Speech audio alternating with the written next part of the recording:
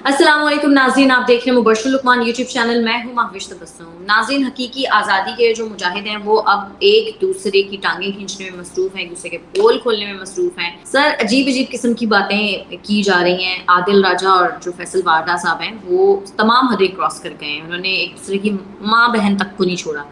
Sir, ये किस किस्म की बातें की जा रही हैं? इनको क्या लीडर या सहाफ़ी कहा जा सकता है? ना उनमें से कोई साफी है, ना उनमें से कोई लीडर है। बंदे का पुत्र ही हो जाए तो बड़ी बात है। चलो, फैसल वाडा में तो फिर भी कोई अच्छी क्वालिटीज हैं। आदिल राजा तो एक कमीन और कमतर सोच रखने वाला एक यानी क्या कहते हैं, अजीब ही चीज़ है। मैं उसको इंसान भी नहीं कह सकता। लेकिन बहरहाल इन दोनों के दरमियान जो लड़ाई है वो अब लफ्जी गोलाबारी क्रॉस करके ज़ाती हदों तक पहुंच गई है। आदिल राजा ने तो एक अपनी ट्वीट शेयर की कि जी, फैसल वाडा को आईएसआई के किसी जनरल ने अपना लालच देकर ब्लैकमेल किया और वो क्या कहा कि जी, अरशद शरीफ के कत्ल के ऊपर तुमने ज़रा डिफरेंट स्टोरी देनी है ताकि हमारे ऊपर से शक निकले। तो बेसिकली या लालच दिया जाएगा या ब्लैकमेल किया जाएगा, दोनों की तो ज़रूरत नहीं है ना। जिसको आपने ब्लैकमेल करना है उसको आप लालच तो नहीं देंगे, वरना ब्लैकमेल तो ना हुआ वो फिर। तो आदिल राजा, आप इससे ये दो लफ्ज़ों से आपको पता चल जाएगा उसका ऑक्सीमोरॉन, यानी बेसिकली कि लिखने वाला जो है he himself is a moron. और फैसल वाडा जो है, मुझे उसको समझ नहीं आती कि वो आदिल राजा जैसे बंदे की बात का जवाब क्यों देना चाह रहा है। यानी उसकी हैसियत क्या है? उसकी हैसियत बढ़ा दी उसने, उसको जवाब दे के, उसको टैग करके। अब वो जो मर्जी का है, बात यह है कि वो उसको अपने लेवल पे ले आया। अब दोनों लफ्जी गोलाबारी कर रहे हैं। लेकिन आपको बताऊँ, यही इमरान खान की ट्रेनिंग थी कि बदतमीज़ी करो, बेहयाई फैलाओ, बदकलामी करो, रिश्तों का पास ना करो, किसी की हुर्मत ना हो, किसी की शर्म ना हो। बस ये मुआशरे में यही इक़दार पैदा कर दो। हकीकी आज़ादी है क्योंकि दोनों अब एक दूसरे की फैमिलीज़ के ऊपर तक पहुँच गए, वहाँ तक बातें कर रहे हैं। यानी अब इससे ज़्यादा गिरी हुई बात तो नहीं कोई कर सकता। बहरहाल मैं क्या कह सकता हूँ, हकीकी आज़ादी के रंग जो है आप लोग भी देख लें, आपको और आपकी फैमिली को ज़्यादा पसंद है, मुझे तो नहीं है। फैमिली को भी पसंद अभी भी है ना? है। जी। ज़रा उनका एड्रेस दे, मैं करता हूँ इंतज़ाम। नहीं, नहीं सर। अच्छा। सर नू सर, नून लीग की बात करते हैं। नून लीग में पीपल्स पार्टी इस्तेहकाम पाकिस्तान समेत किसी भी पार्टी के साथ सीट एडजस्टमेंट पर काफ़ी ज़्यादा मसले पाए जा रहे हैं, इख्तलाफात सामने आ रहे हैं। सर, क्या होता हुआ नज़र आ रहा है आपको? देखिए, नून लीग किसी से सीट एडजस्टमेंट नहीं करना चाहती।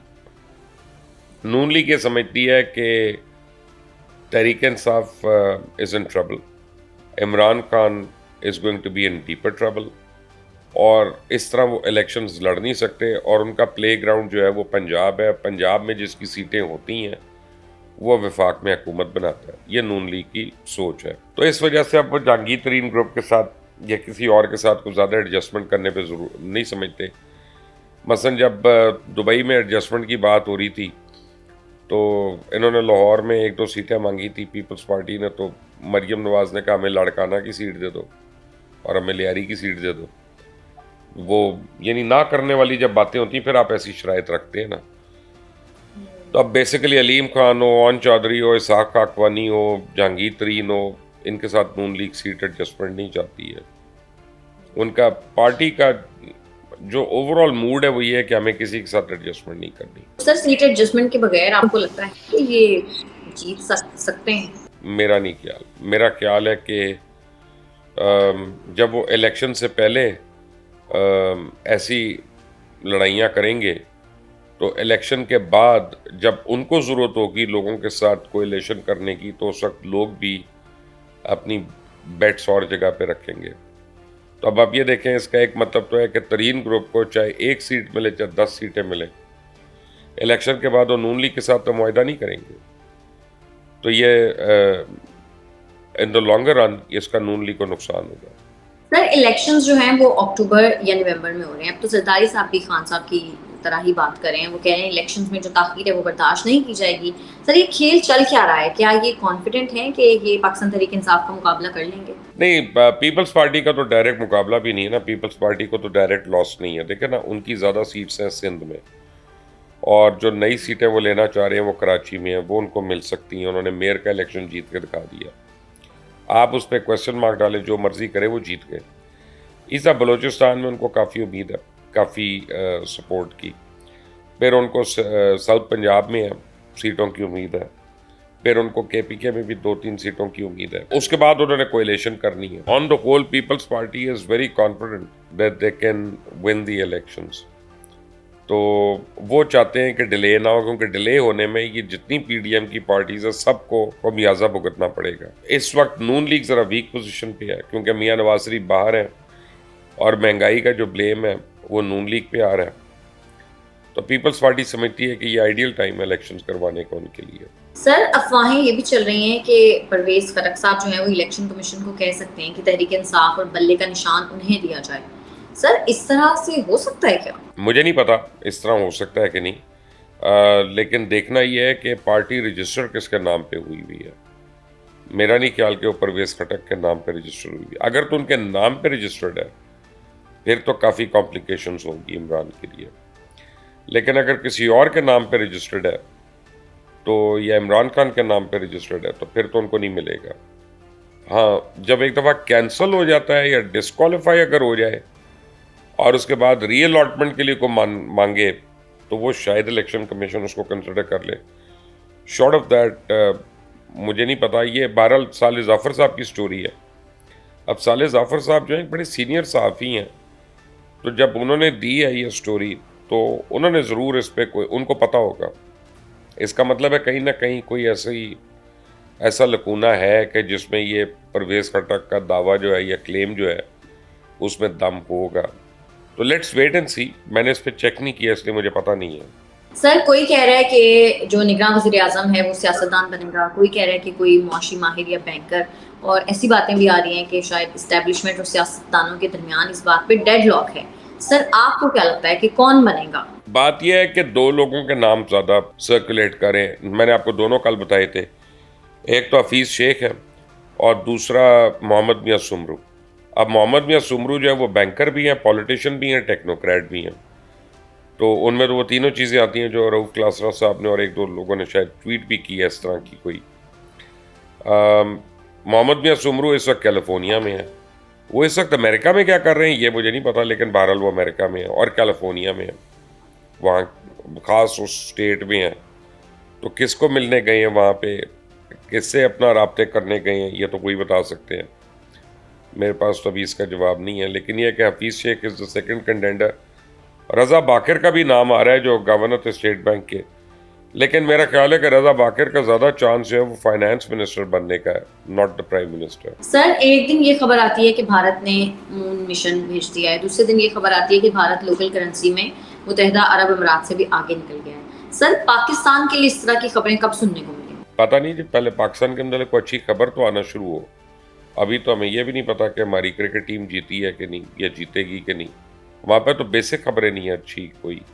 हमें तो इतना पता है कि आज से या अब हमारी बिजली का जो बिल है वो और बढ़ जाएगा, पीक आवर्स बढ़ जाएंगे, क्योंकि IMF की जो शराइत पूरी करनी है उसमें रेवेन्यू ज़्यादा देना है, तो पीक आवर्स को इंक्रीज़ कर रहे हैं। जहाँ तक UAE से ट्रेड का ताल्लुक है रुपए के अंदर भारत का, तो ये भारत की बहुत बड़ी कामयाबी है और UAE का एक इंक्रीजिंग कॉन्फिडेंस है इंडियन इकॉनमी के ऊपर, उनकी ग्रोथ के ऊपर, उनकी सस्टेन्ड इकॉनमी के ऊपर। वरना ऐसे मुआहदे नहीं होते अगर आपकी सस्टेनेबल इकॉनमी ना हो। और UAE is not the first country. Bharat इस वक्त मेरा ख्याल है कि I can be wrong but रफली को 20-22 ममालिक के साथ अब अपनी करेंसी में ट्रेड कर रहा है और उसने अपने रुपये को स्ट्रेंथन करना शुरू कर दिया मज़ीद। तो जब आपके 450 बिलियन के रिज़र्व्स हों और आपकी प्रोडक्शंस बहुत ज़्यादा हों और आपकी एक्सपोर्ट बेस्ड इंडस्ट्री हो और आप फार्मास्यूटिकल और IT में दुनिया के पहले नहीं तो दूसरे तीसरे नंबर पे आप एक्सपोर्टर्स बन रहे हैं, आप ब्रिटेन की इकॉनमी को काट के दुनिया की चौथे नंबर की इकॉनमी बन गए और ब्रिटेन 5वें नंबर पे आ गया पहली बारी। तो I mean yours is a strong economy to reckon with. I mean उस पर क्या कंप्लेन करे आदमी, उन्होंने करके दिखा दिया। सिर्फ बातें तो नहीं कर रही है, कोई अजय देवगन की फिल्म का स्क्रिप्ट तो नहीं है ना, ये एक्चुअल बात है जो हो रही है। सर, लेकिन खबर तो हमारे यहाँ भी अच्छी आई थी ना, पेट्रोलियम मसनूआत की कीमतों में कमी हुई है, तो ये अच्छी चीज़ तो है ना, और डायरेक्ट 9 रुपए की कमी। पेट्रोलियम मसनूआत की कीमतों में कमी हुई, ठीक है, ये लोगों के लिए अच्छी खबर है, लेकिन अभी इससे हमारी इकॉनमी तो नहीं स्ट्रेंथन हुई ना। यानी ऐसा तो नहीं है ना कि हम अपने पैरों पे खड़े हो गए कि दुनिया हमारे रुपए की कदर में इजाफा कर दे, अभी वो तो नहीं हो रहा ना। तो इन दो खबरों का तो कोई कंपैरिजन नहीं है। आम आदमी के लिए तो अच्छी खबर है ना ये, उनको इतने एदाद शुमार तो इसमें समझ कोई शक नहीं है, इसमें कोई शक नहीं है, लेकिन यह है कि देखिए, पेट्रोल की वजह से जो कीमतें महंगी हो जाती हैं डिफरेंट चीज़ों की, चाहे वो बस का किराए हो, चाहे वैगन के हों, चाहे रिक्शों और टैक्सियों के हों, चाहे वो मंडी में सब्जियां लाई जाने वाली हों, उनके किरायों में इजाफा हो जाता है। तो अब जब ये कम हुई है तो देखते हैं ना हुकूमत उनमें से कितनी चीज़ों की कीमत कम करा सकती है, वो असल मैटर होगा ना। वरना सिर्फ पेट्रोल में 8 रुपए कम करने से क्या है, जो उसकी वजह से बढ़ी हैं जो और कीमतें, उनको कम कराना असल गवर्नेंस होगी। और ये मेरा नहीं ख्याल कि इस गवर्नमेंट की इतनी अहलियत है ये करा सके। ठीक है मुबश्शिर साहब, बहुत शुक्रिया आपका आज के प्रोग्राम के लिए। नाज़रीन, आज के प्रोग्राम से इतना ही। तो हमारी वीडियो पसंद आती है तो चैनल को कर दें लाइक, सब्सक्राइब और शेयर, और अपनी कीमती राय से हमें ज़रूर आगाह कीजिएगा। हमें इजाज़त दें, अल्लाह के बाद।